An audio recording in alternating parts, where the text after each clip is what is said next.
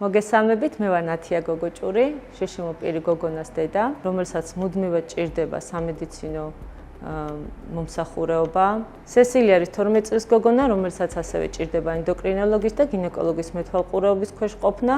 გამოიკვეთა ესეთი საკითხები, რომ ექიმს უჭირს სწორად მიაწოდოს პაციენტს ესა თუ ის ინფორმაცია. მდგომარეობა უნდა იყოს ისეთი შექმნილი პაციენტსა და ექიმს შორის, რომ რაღაცა უხერხულობის მომენტები არ იყოს და მათ ისწავლოს ტერმინოლოგია, მათთან მიდგომა, ინფორმაციის გაცვლა, ისე რომ რაღაცა უხერხული სიტუაციები არ შეიქმნას. მაგალითად, პაციენტი, რადგან 12 წელს არის, ჩათვალა საჭიროდ, რომ პირდაპირ დედისთვის აეხსნა ესა თუ ის საკითხი და არა პაციენტთან არ ქონდა კონტაქტი, ასე ვთქვათ და სასურველი იქნებოდა, რომ უშუალოდ პაციენტსა და ექიმს შორის მოხდეს ხოლმე გასაუბრება და არა თანხლებ პირზე პირთან.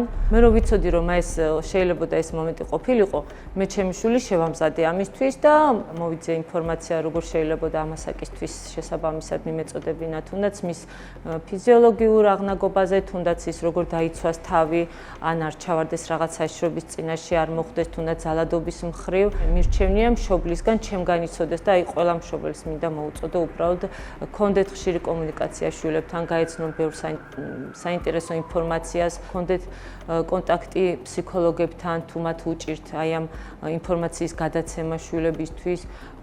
ჩემ შემთხვევაში დედა მყავდა კარგი მაგალითი იმისა, როგორი კომუნიკაცია უნდა იყოს დედასა და შვილს შორის და ეს ძალიან გამომადგა და დარწმუნებული ვარ, მათ შვილებსაც ასევე გამოადგებათ აი ეს ზუსტად ეს დამოკიდებულება ერთმანეთის მიმართ, რომ რაც მეტი ინფორმაცია ექნებათ, მეტად დაცულები იქნებიან ჩვენი შვილები და ალბათ უფრო ძლიერებიც იქნებიან. ირმა კილაძის საშუალებით ჩამოყალიბდა დედების კლუბი, რომლებიც ერთმანეთს ვაძლიერებთ, უზიარებთ გამოცდილებას, თუ ვინმე სურვილი ექნება, რომ შემოგვიერთდეს, თუნდაც იმიტომ, რომ აი იმ ინფორმაციის არ ქონის გამო და ბევრი რაღაც არ ცოდნის გამო, რაღაცით გრძნობს თავს, თუნდაც ჩაკეტილად, რაღაცა დეპრესიაში და ასე შემდეგ, ხომ? ეს არის ადგილი, სადაც ხდება ზუსტად ერთმანეთის გაძლიერება და იმ ინფორმაციის მიწოდება, როგორ შეიძლება გაძლიერდეს დედა და შემდეგ გააძლიეროს მისი შვილი.